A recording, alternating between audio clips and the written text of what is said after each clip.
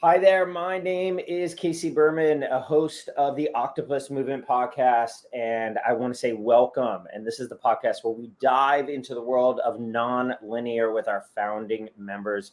And today I'm honored to be speaking with one of our founding members, Saskia Schepers. Saskia is a program and project manager, speaker coach, and writer with expertise in leadership and team development.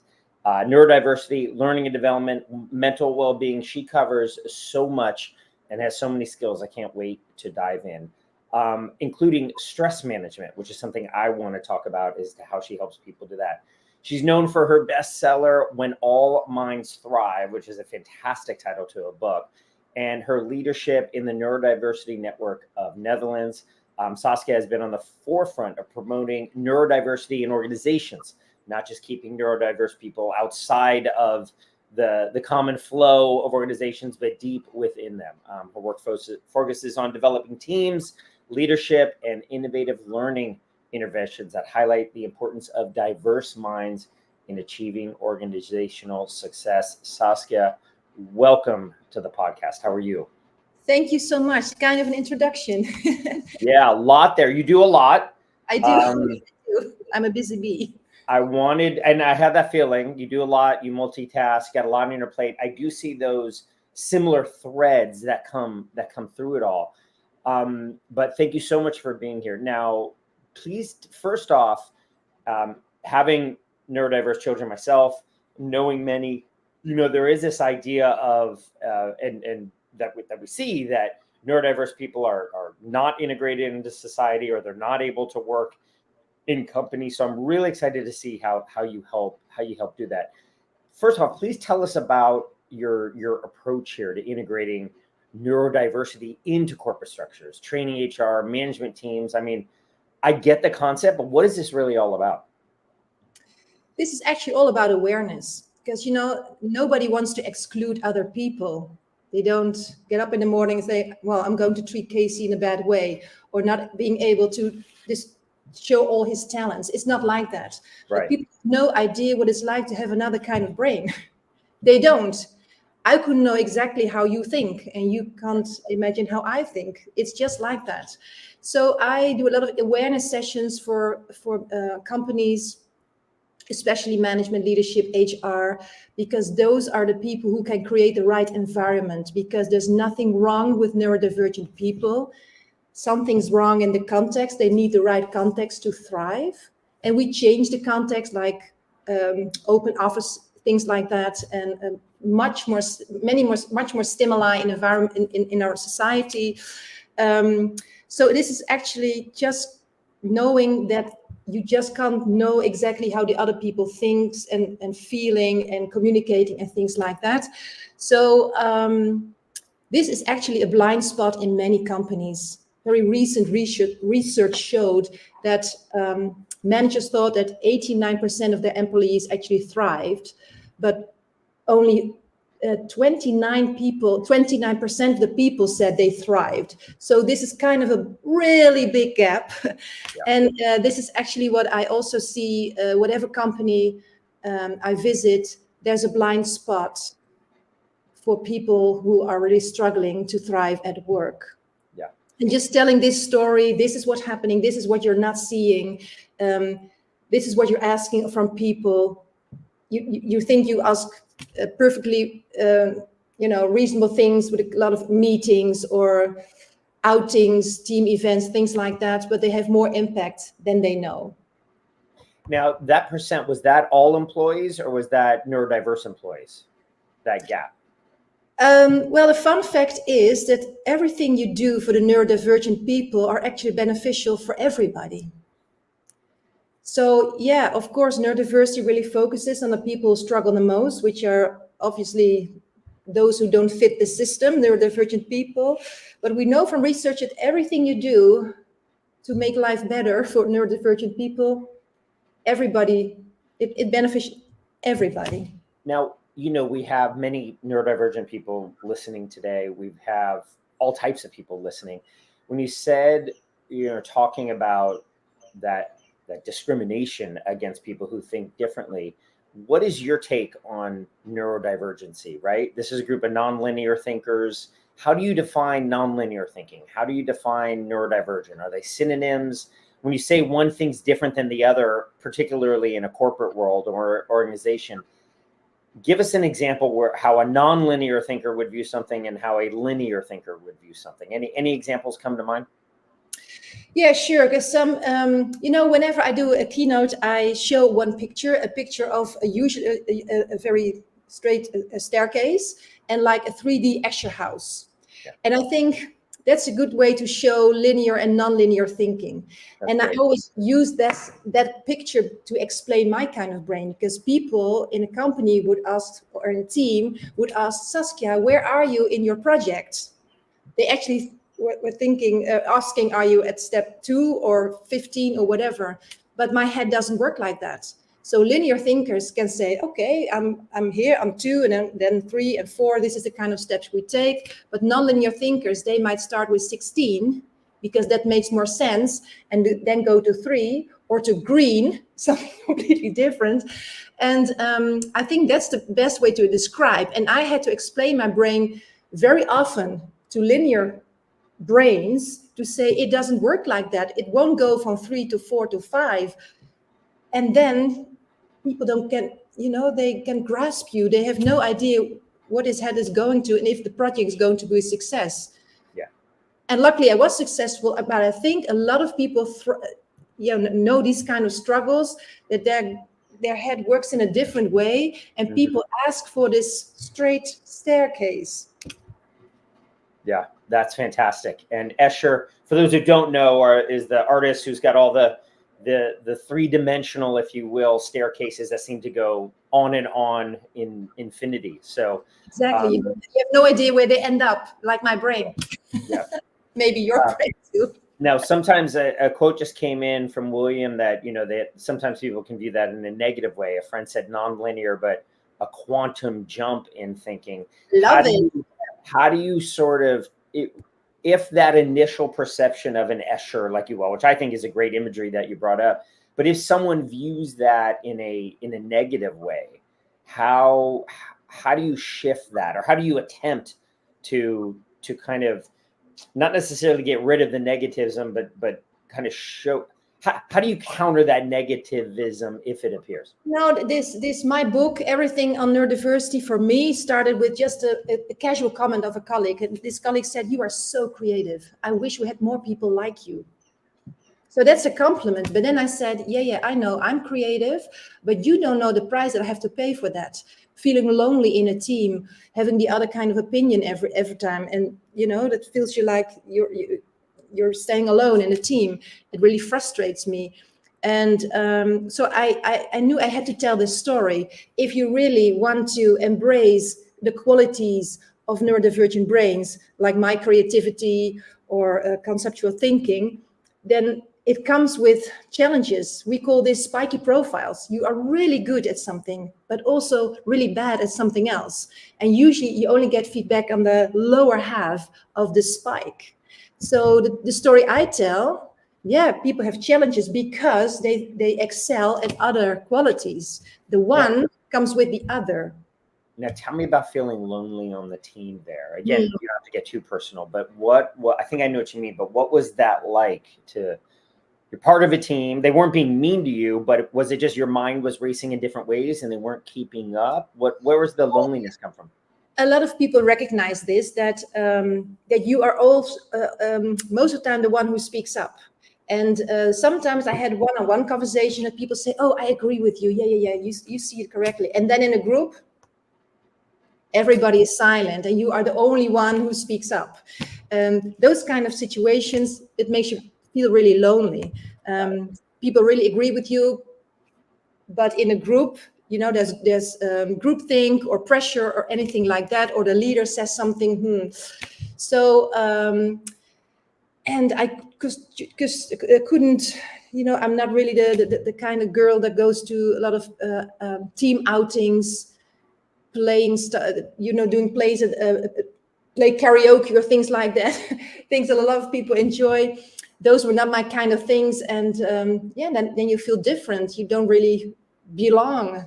you're not socially interacting with them and how in the normal No, course. because in a group, too much noise or whatever. I really enjoy these kind of conversations, more one-on-one, more in-depth conversations, and all the small talk and things like that was not really my cup of tea. That's Vinesh writes about a three-dimensional mind in a two-dimensional world, and you don't want to be condescending and say, "Hey, we see things differently," and we see magic and non-linear people don't. I mean, there's a lot of creativity with linear thinking that it's just like you said, you're lonely socially, you don't connect with people. Maybe you don't understand the politics or how they were going to react in that meeting. Yeah, exactly. Meetings, politics, the way you work, all kind of recruitment processes. It could be anything where the system really don't suit people. It could be anything. And people recognize this. If you ask yourself, is there a norm? There is. And if you don't feel like that, then you probably belong to the norm. So people recognize where they are different from other people. So I hold the highest regard for people who write a book, any book. And it's rarefied air, in my opinion, for those who write a successful book, like When All Minds Thrive. For us, aspiring book writers out there, what was it like? Take us just quickly through the process of writing this book.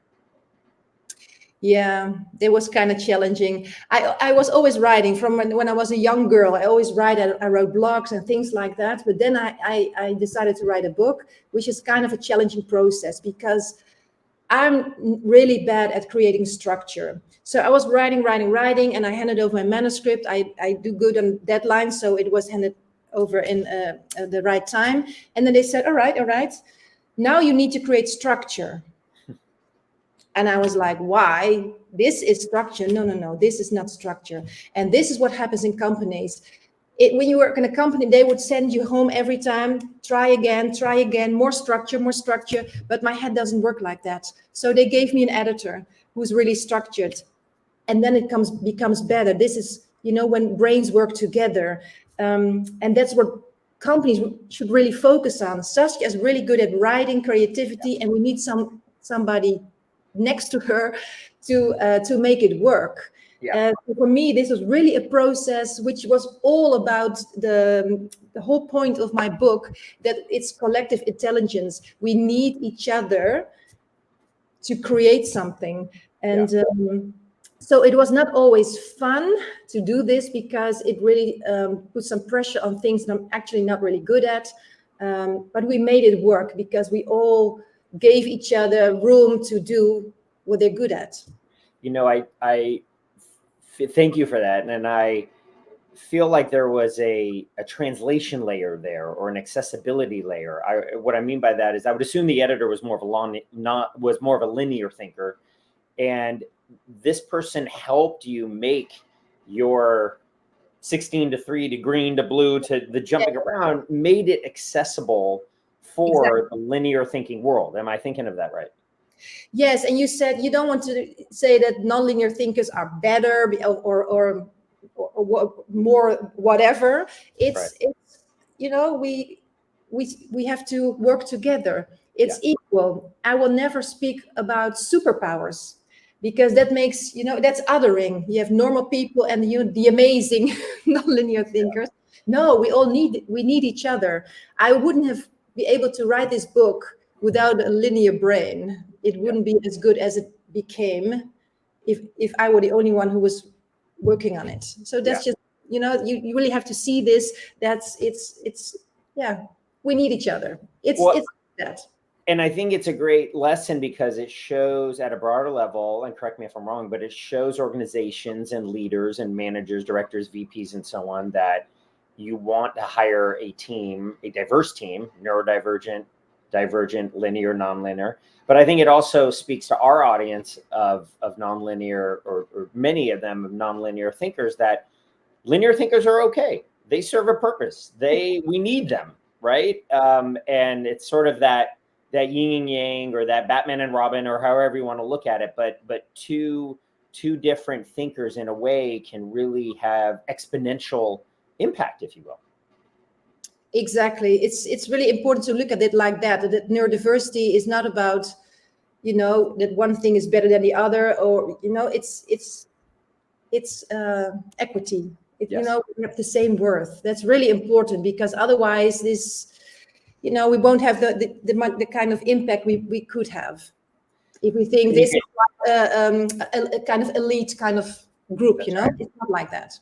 And not to get too touchy-feely, but then you get into the duality and us versus them and the other and so on. And it won't help. That won't help. Now, speaking of unity, you are a Kundalini Yoga instructor as well. Tell us more about that and what that background brings into your consulting practice. Yes. Actually, this week I did a training on neurodiversity, and everybody was a bit late because of traffic. And then I said, okay, I want you to be focused, but also relaxed. Let's start with a breathing technique, so you can ease down, but are also able to, responsive for my story. So I do these kind of things when I feel the energy is not right, or people don't have the right focus. I could just, and I ran out of time, so I had less time because they came late. So I could think, okay, let's do this. No. Take this moment to connect and to be here, and then start off. And it was a great day. And I think I did well to do it like that, and not just thinking, okay, we need to catch up time. So blah, blah, blah. You have to know what kind of connection or energy you need to perform or to get your story across. And I teach classes 2 or 3 times a week. And this is really also for me, staying focused and grounded. And it helps me too, it's Kundalini Yoga is called the yoga of the awareness. Yeah. So it's a coincidence that I use that word a lot. Yeah. ADHD, autism, and so on, obviously is a behavioral issue in many ways. People think it's a mental issue or so on, but it's really a behavioral issue. But it seems in your case, you've got a level of emotional intelligence. You are aware. So even as a nonlinear thinker yourself, and I know I'm using these words interchangeably. Someone could argue with me that I'm crossing, but for purposes today, I'm throwing all of these synonyms out. But it seems like even though you are a nonlinear thinker or have your neurodiversity, you still have a level of EQ or emotional intelligence that we wouldn't normally find in a neurodiverse person. Am I thinking about that right? Yeah, I think, neurodivergent people were neurodivergent kids, and they grew up with all kind of comments like, just sit still, behave normal for one time, do this or that, or I wish you were more like your sister. Things like that. If you grow up like that, you don't have the security you need as a human being, and you think that you are the problem because the system didn't suit you. And this is my story. You were supposed to be like that. You don't have a disorder or a handicap or whatever. You have unique added value. You are supposed to be like that and use it. But if you were not being acknowledged for those positive sides and only had these negative comments, they're actually a problem of the context. There's nothing wrong with you. There's something wrong with the environment. I always tell in my stories that since the post-industrial revolution, we all sit still at a desk, and the people were not designed for that. The ADHD people, the hunters and gatherers, who are supposed to be action-oriented, we say they have a disorder now. We changed the rules. We changed the context. And that's so important for people to hear this story and read this in my book. You are supposed to be like that. But somehow we made you feel inferior. And I want people to embrace their authenticity. And this is what they bring to the world. And this is sometimes a really hard path, because sometimes when people get a late diagnosis, they think, if only I would have known this, my life would have been different. I would have made different choices. And I'm here to help people embrace their uniqueness, and that, they use that because they're here for a reason, So sometimes it's really healing for people to hear this like that. Maybe they hear this for the first time in a positive way. You are supposed to be like that. ADHD people are, they seek food and shelter. They were supposed to be like that for us as a human species. And autistic people, that kind of focus is amazing. We need that. And the dyslexic people, okay, they're not good at spelling, but they are the architects, they're the visionaries. Yeah. You know, who cares? Yeah. Yeah. No, it's that's very moving. And to think of with my two children, there have been times where I'm frustrated saying, why can't you do this? And I have to take a step back and realize their mind's looking in another way. Now, when my son says he can't pick up the towel off the bathroom floor because he's a nonlinear thinker, hold on, you can pick up the bathroom towel. So no. You can't do that. But no, it brings a tear to the eye to think of people who have this creativity and just being beaten down. And, you know, maybe not necessarily beaten down in a bad, malicious way. It's just misunderstood. A society that doesn't get that thinking, or, you know, it's a society that will celebrate a different thinker once the different thinker has made it. And I even think of this in entrepreneurism. Even with linear thinkers, there is a suppression of entrepreneurism. I suffered this. Just get a job. Just get a job, get a corporate job, do the corporate ladder. That's what success looks like, right? Because they don't want you to take the risk. Now, once you've made your success as an entrepreneur, Elon Musk or Richard Branson or Bill Gates, great. But wait a minute, you're going to drop out of Harvard? No, don't do that. Stay the corporate path. Oh, wait a minute, you made your millions? Oh, good, we celebrate. You know, it's this disconnect. Now you're a role model. Now you're a role model. Yeah, but I dropped out of college and did nothing everyone told me to do, and I'm your role model. So it's similar with entrepreneurism I see with the neurodivergent world, where it's not malicious, but they're kind of saying don't do that until they're a success. It can be heartbreaking. And that's the easy way, you know, when somebody has success, we're all applauding, but you never know the path that they had to walk on to get there. So that's why I'm always sharing my story. I was bullied as a child. I was fired. I had all kind of problems. People don't know because they only see this and a book and all kind of successful things. But I always say the other side of my curriculum vitae, you know. The things you see, the successful things, and the things that happened before, but it also made me the person who I am. Right. I struggled a lot, and I just wrote this book to help people, to prevent people all the struggles that I had to go through. I'm at an age, I thought if I only would have known all the things I know now, it would have been an easier path. And I hope people will, it will inspire other people to stick to their being and believe in themselves, because the world will make you think otherwise. No, I'm heartened. It's people like you that we need to bring this message out. Now, William wrote in, I think it was about the yoga he mentioned. Is that a form of mindfulness? He uses mindfulness sometimes when he's overstimmed. I would think the yoga, that practice, I mean, I would call that sort of a mindfulness exercise.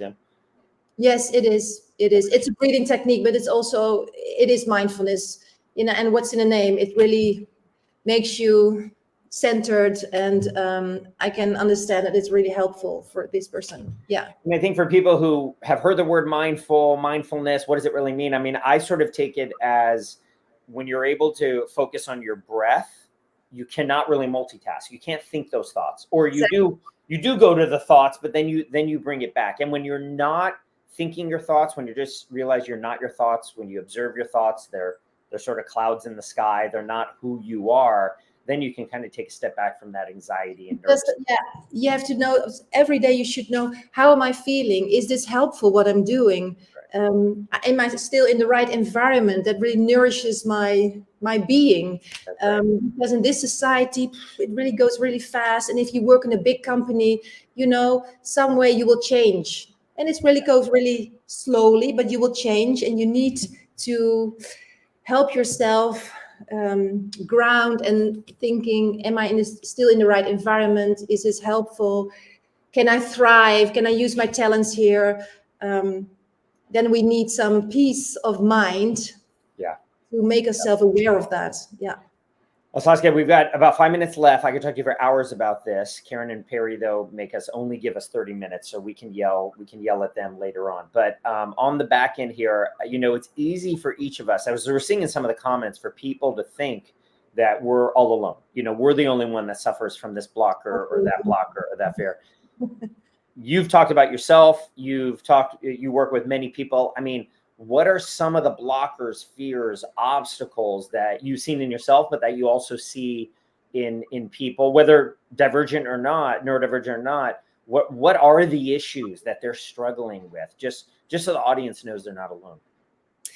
You're not alone when you think you're the only one in the room that thinks A and the other people say B. You're not alone when you have trouble with politics in the office, or jokes that you don't get, or cues that you don't get, or the way you need to learn at work, or the way we offer e-learning, things like that. That's not made for everybody. So I think a lot of people feel different. And even this week, I spoke to a lot of people, and one person said, we're all different. And then one other person started to cry.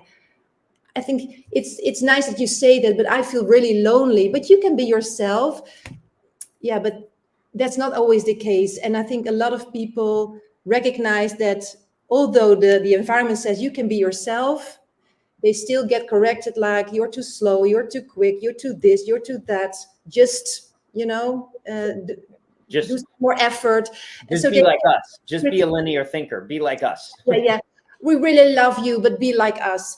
And in neurodiversity, we say that 20% of the people are neurodivergent. 1 out of 5. You are never the only one, but maybe the only one who speaks up. But I get messages, emails every day of people who recognize themselves in my stories and feel acknowledged and heard. And that's really important. You're not the only one when you think, am I the only one? So it's all kind of social gatherings, at work, everywhere in society. You might think this world is not made for you. I've heard these stories a lot. Yeah. Maybe not, but you are made for this world. And, that's a fantastic answer. And it just made me think of I have my own businesses now, but I've worked in the corporate world, and I know there are many people who do not understand neurodivergent thinkers, and they may even shun them, but there are many who do. And, find a champion, have your Spider-Man sense, your Spidey sense out there, because there are many linear thinkers, or just people who are non-neurodivergent, but who do understand it, who have someone in their family, right? There are those people out there. There are those champions out there. There are a lot of people. Look for like-minded people. This will fuel you and make you feel more at ease and welcome in the world. And you should know, these days, we really need non-linear thinkers. We have non-linear problems. This is actually our time. What was the Einstein quote? If you use the same thinking that got you into the problem, I'm butchering it, but it was something like that, right? So, and that's why I think the book is successful, because organizations really see this. We need these kind of people. How are we going to make this work? How are we going to create a context where every mind can thrive? Now, Saskia, a fun question I like to ask. If you could snap your fingers, wave your magic wand, and invite anyone, living, non-living, from the past, currently, real or fictional, who would you wave your magic wand and invite into your world right now, and why? Yeah, I would invite Thomas Armstrong, because he wrote the book, The Power of Neurodiversity. It really changed me, and it was very inspiring to write my own book. What would you ask him over a cup of coffee? Let's say, what would you ask him? Yeah, I should really love to meet him. I ever have some contact with him, but if I could ask him to the table, I would. Yeah. Just pick his brain. Exactly. Yeah, he's really inspiring. And for this topic, I think the one to go to. Fantastic. And last, you touched on some, but any advice, thoughts, tips, hacks? I know you've touched on already, but anything else to give the audience for them to take away and benefit from? You will never fit into other people's boxes. So don't even try. Be yourself. Authenticity is what the world needs. So just be you. But I would say, Saskia, don't ignore their boxes, right? Just like with your book, you've made both boxes able to talk, but right? Don't try to fit in someone else's, but understand that there may be a way to connect. Can I extend? Don't let other people define you. Yes. I love it. Saskia, thank you so much. you've made my day talking to you. So a great energy you have, and you're on a mission, and it's just fantastic to talk to you. Thank you. Thank you for having me. Of course. Everybody, I'm Casey Berman, one of the many podcast hosts for the Octopus Movement. Please check out our other episodes that we have with my fellow hosts who are great in leading a discussion. And thank you so much for being here, Saskia. Again, thank you so much for joining us. And we will see you on the next episode of the Octopus Movement podcast. Thank you. And here it is. Yes, here's the book. When All Minds Thrive. Grab it. Fantastic, fantastic. Should be part of the canon in the neurodivergent world. So, Saskia, thank you, and thank you. Thank you.